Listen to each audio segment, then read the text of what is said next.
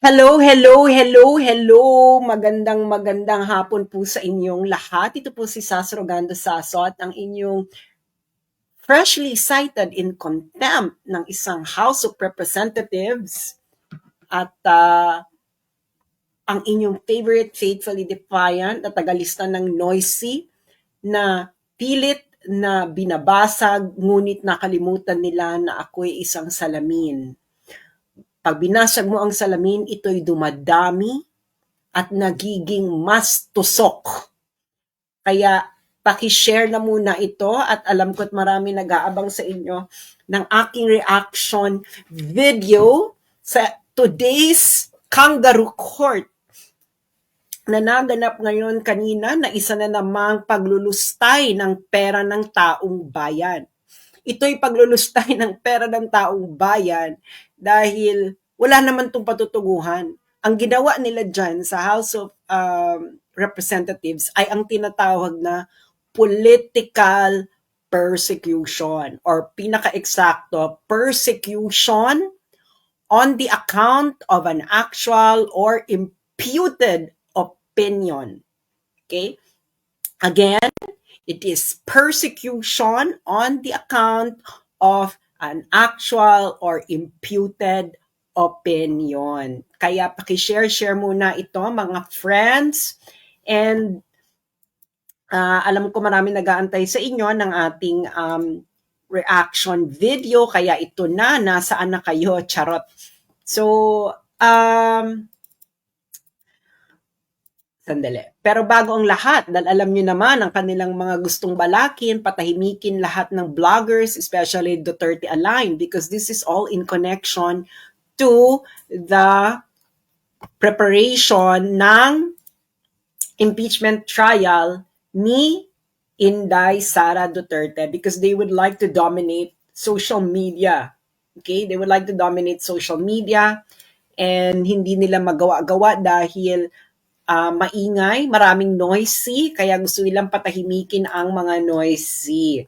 Kaya now na, paki-screenshot ito, pwede nyong gawin ito mamaya, or bisitahin niyo yung website, kasi hindi ito nakokontrol ng algorithm, walang ganyan-ganyan, diretso ang aking content sa inyong email, walang magsisensor, wala pong makakapigil sa ating balitaktakan, dahil tayo lamang po ay nagpapahayag ng ating political opinion sa iba't ibang bagay. So click share and paki-screenshot pa ito para po maging isa na kayo sa subscriber ng aking Substack na as of this moment ay may subscribers sa 164 countries in the world.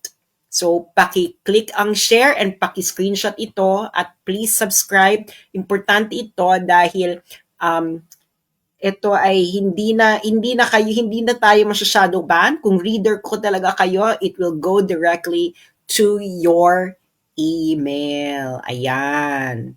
So, ayan ang ating pag-uusapan ngayon ay ang nangyaring malinaw na persecution on the account of political opinion, imputed or actual. So, mga friends, so sinight na nga nila ako ng in contempt. As usual, that's all what you wanted to do, right? Kahit alam nyo nag-attend ako, kinik out nyo ako dahil for a flimsy excuse na dati, sa hearings ninyo, yung Zoom, yung mga nakatira sa ibang bansa, nasa Zoom. Hindi ba? Maraming witness sa inyo, di ba? Tama ako? Sa mga Zoom meeting nila noon, mga nakaraan, ang mga nakatira sa iba, nasa labas ng Pilipinas, nasa Zoom. Tama, mali. Ito naman, contempt ka na, ma'am. Sa sinabi ko, paulit-ulit. So, kick out nila ako because suddenly, hindi na siya for resource person. Anyway, highway. As you can see, no, kanina is may mga guests from the Meta dahil syempre, AFAM, hindi nila ma-cite in contempt. Pero if you're gonna look at the actuation, sabi nila, yes or no lang ang sagot, bakit evasive? Do you remember how many people that they cited in contempt? How many Filipinos they cited in contempt for exactly doing what Meta officials did earlier? Pag Pilipino, kayang-kaya nilang brasuhin, kaya-kaya nilang dikdikin. Pero pag mga puti na, hindi nila kaya. Hindi ba? Hindi nila ma-contempt, di ba? Sabi na nga nila, evasive, evasive. Alam naman natin, pag may mga evasive noon, kino-contempt nila na mas madalis pa sa alas 4. So this is really an exercise on abuse of legislative power. This is what it is all about. If you're still not got, again, magkaiba ang dilat sa mulat. No? Yeah, they cited me in contempt. So what? No? That is just part of their political persecution agenda. And ang masasabi ko lang is go ahead, go ahead with your political persecution. This is what this is all about. Actually, itong hearing na to, no, mas dumami pa yung aking materyales na aking gagamitin sa takdang panahon. Okay? Ano yung takdang panahon na yon? Well, sabihin ko na lang na isa ito sa mga pieces of evidence. Pieces of evidence for something, no? But alam mo naman, iniipon-ipon natin. Siguro meron akong about 2 years worth of evidence for that big thing. Okay? Kung ano yon, hindi ko sabihin. I will not let them prepare for it. Feeling naman nila, napakakapangyarihan nila, hindi ba? Pero ito lang sasabihin ko sa inyo. I am under the protection of international law. Not the law of the country where I am, but international law. Sana alam nyo yan. Alam nyo ng DFA. Di ba? So, I am under the protection of international law because I am outside my country. I'm living outside my country and I'm not a citizen of this country. So, I am under the protection of international law. So, yung mga nag-aral dyan ng international law, siguro alam ninyo kung ano ang ibig kong sabihin. So, go ahead. And I think you just made everything clearer. Actually, kahit naman yung pieces of evidence that I have before are already clear. But this one, I thought that they couldn't get any worse. So this one got worse. Okay. So ngayon, ayan na yan, no? Go ahead. Do whatever pleases you. Do whatever makes you feel powerful, because it is an honor to be cited in contempt by a very corrupt House of Representatives. Uulitin ko. It is an honor to be cited in contempt by a very, very corrupt House of Representatives led by a very, very corrupt House Speaker. And basahin nyo na lang yung post ko earlier. Nandun yung sulat ko sa kanila. Ilang beses ko nang pinapadala yan sa kanila?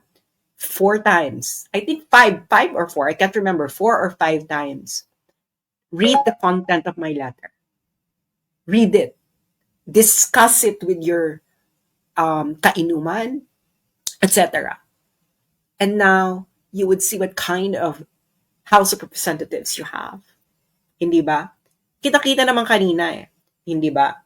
And yun lang masasabi ko. You go ahead and continue your political persecution because bilog ang mundo. And ang masasabi ko lang is, I know my international law. So ngayon, this is a very, very corrupt House of Representatives. Na-discuss ko na to, pero ulitin ko dahil nagdodraw ng pinapapunta ng mainstream media sa aking page, ang mga tao sa kaka-advertise sila ng aking pangalan, and especially now, hindi ba? Kaya, i-discuss natin ang dapat malaman ng bawat isang Pilipino. Okay? Ito ang budget of House of Representatives. Okay? Budget of House of Representatives. I already discussed this before. So, anong mga sources ko nito? Ang sources ko nito is documents itself from the Senate. Okay? So, ang mga nakikita nyo dito, papaliwanag ko lang sa inyo ang budget cycle. Ang budget cycle kasi, so, yung House of Representatives, mag-a-approve sila ng version ng budget. Yung Senate naman, mag-a-approve din sila ng version ng budget. And then magkikita sila sa bicameral conference committee para i-reconcile yung budget kung magkaiba. Okay? So, sa normal na pagkakataon, ang reconciliation is either you will split the difference, okay? Or you will prepare one version over the other. Naintindihan niyo yan? Ibig sabihin ng splitting the difference, di ba?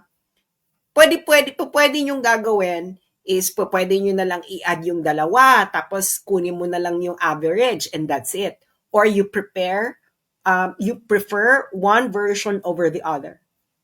So what happened to the budget of House of Representatives under the House speakership of Martin Romualdez and this kind of people now pursuing political persecution of bloggers who are actually unveiling corruption in government and they're not doing anything about it. So in 2023, the budget that the Philippine House of Representatives passed is 15.97 billion. And the budget that the Senate passed is 16 billion. Do you know how much the budget increased during the bicameral? Secret bicameral. It increased to 28 billion. That's a 75 increase than the Senate version. 28 billion.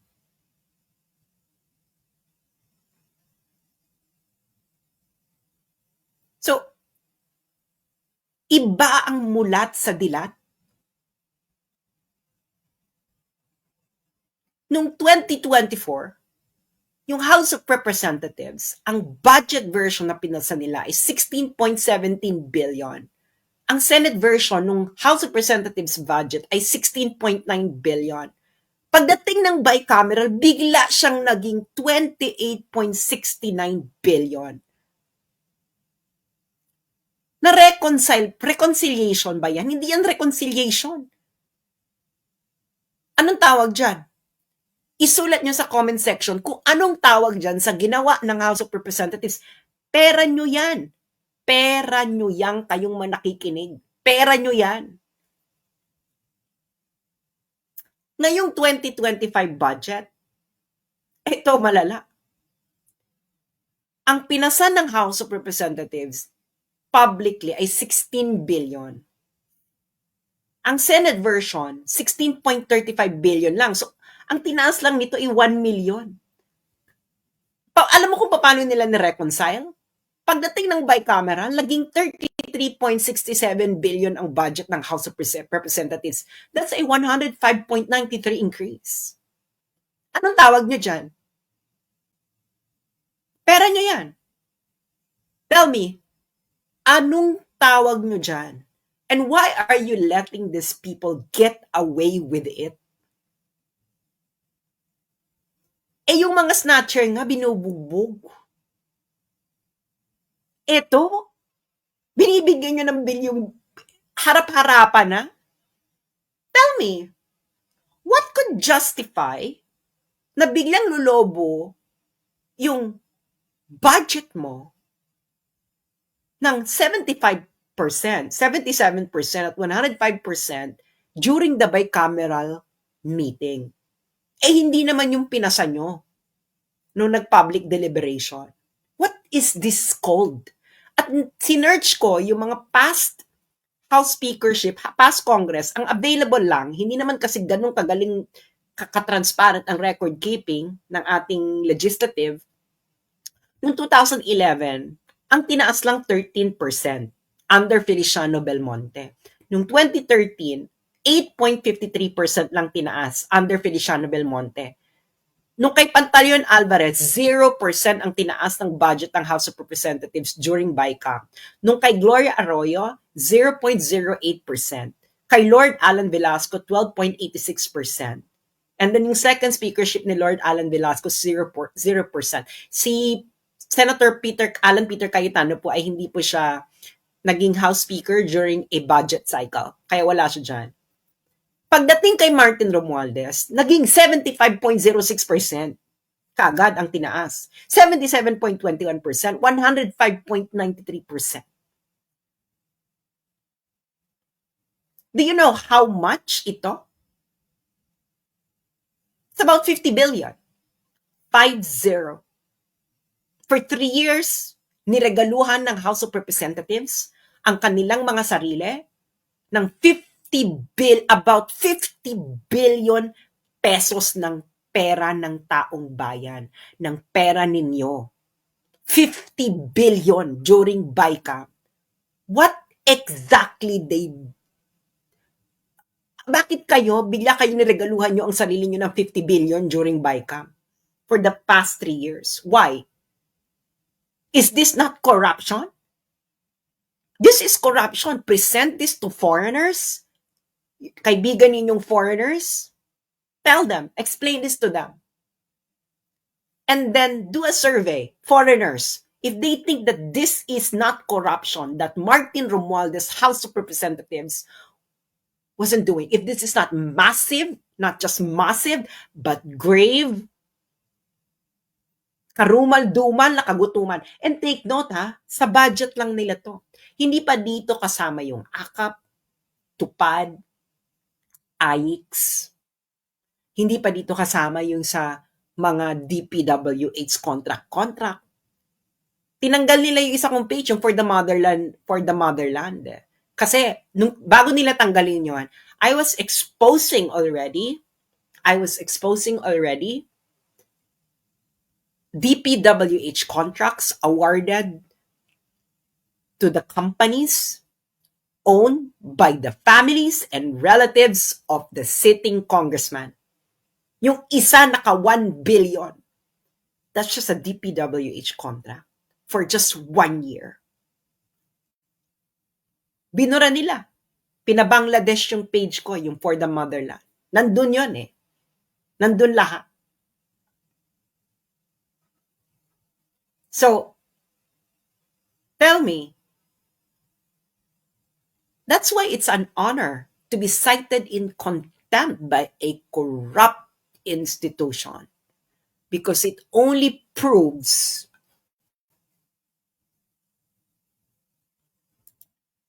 that we're fighting the good fight. Gagawin nila ang lahat para matapatahimik. Hindi ba? Why? Tanungin niyo yung sarili niyo. Why is mainstream media not talking about this? Did you just hear it from me? Etong exposure na to? Say yes or no. Did you just hear it from me? Now, answer me. Why did you just hear it from me and mainstream media did not report it? I thought that they are against corruption. This is blatant corruption. You present this to any non-corrupt countries in the world? Tell me, how many of them would say that this is not corruption? This is corruption. Garumal-dumal, grave. Halang ang bituka. Addict level na corruption. Garapal. So, yun lang. That's my comment. No? It is a badge of honor that a very corrupt institution, the House of Representatives, the most corrupt House of Representatives, perhaps in the last 10 years that we ever witnessed, it is a badge of honor that you cited me in contempt, because it only means that you cannot handle bloggers, netizens, who are actually practicing what every citizen should be doing, and that is scrutinizing everything that you're doing kahit mura-murahin pa kayo. Dahil kitang-kita sa mga dokumento kung paano nyo dinorobo ang pera ng taong bayan in the past 3 years. Uulitin ko, it is a badge of honor to be cited in contempt by a very, very corrupt House of Representatives. The most corrupt House of Representatives perhaps in the last 10 years or 20 years. Because kitang-kita sa mga dokumento kung papaano ninyo dinorobo, ginawang paraan para mangangkam ng pera ng taong bayan during bicameral. Bilyon-bilyon. That's why, kung maninitili lang kayong dilat, hindi kayo mamulat, you will just wake up one day na ang country ninyo, ang ginagawa na, kinukuha na ng harap-harapan sa inyo ng mga congressman ay trilyon. Pag hindi pa rin kayo nagising. Iba ang dilat sa mulat. Pag dilat ka lang, wala na kayong yung ipapamana ninyong bansa sa susunod na henerasyon. It's not going to be a nice Philippines. Do you really think? Kung harap-harapan, what would the future generation tell you? Ikaw, nakikinig sa akin, what would your apo say? Nakita nilang ganitong document. Tatanungin ka nila, Lolo, bakit hindi ka umalma? Na ang House of Representatives, nireregaluhan nila ang kanilang mga sarili ng ilang bilyon during BICAM na hindi publicly deliberated. Ibang-iba ito sa pinasa nilang budget sa harapan ng publiko during the budget hearing. Bakit hindi ka nagsalita? Bakit mo hinayaan? Na ito ay doroboy nila ang pera ng taong bayan. Bakit ayaw mong gumising? Dahil naghihintay ka ba na yung bansa mo talaga ituluyan ng mawarak dahil sa korupsyon ng mga to? Tapos sila pa yung papalakpakan mo. Isira ulo ka pala. Pumunta ka na lang ng Muntinlupa. Palabasin mo na lang lahat ng kriminal dyan. Pare-pareho lang din naman yan. So tell me, yung nakita nyo, is that not corruption? That is blatant corruption to the highest level. At budget lang nila yan, tinataasan nila. Budget pa lang nila yan. Nang ganun-ganun na lang. Hindi pa dyan kasama yung tupad, AIX, DPWH, etc. Kaya kawawa ang bayang Pilipinas. Kaya tingnan mo ang Pilipinas. Mukha ba yung bansa na hindi nangungurakot ang mga politiko? Tanungin nyo yung sarili ninyo. Lalo na yung mga nagtatravel sa ibang bansa, no? Tanungin nyo yung sarili nyo, yung bansa mang Pilipinas na yan, mukha ba yung bansa na hindi alam mo, may corruption sa lahat ng bansa. Pero may mga bansa na pag napunta ka sa bansang yan, ramdam na ramdam mo na kinukurap ang pera ng taong bayan at ang mga taong bayan, alam nilang kinukurap ay walang gustong gawin para baguhin ito. That's why it's going to be a vicious cycle and you will leave a Philippines to the future generation much worse than how we found it. Guaranteed yan. Guaranteed yan. Because they can get away with it without any consequences. Ang consequence lang nila social media. Nalalantad sa social media.